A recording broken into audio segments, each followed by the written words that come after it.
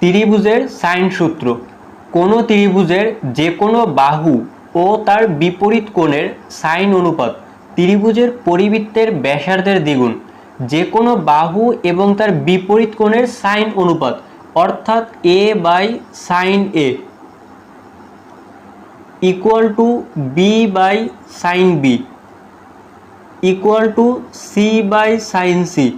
প্রতিটা বাহু এবং তার বিপরীত কোণের অনুপাত পরিবৃত্তের ব্যাসার্ধের দ্বিগুণ। এই বৃত্তের যেই ব্যাসার্ধ তার হচ্ছে গিয়ে দ্বিগুণ অর্থাৎ 2r।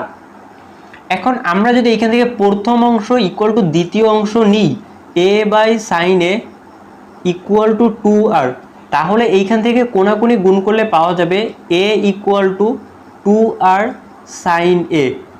একইভাবে দ্বিতীয়টা এবং শেষের অংশ যদি নিই তাহলে b equal to 2r sine a sign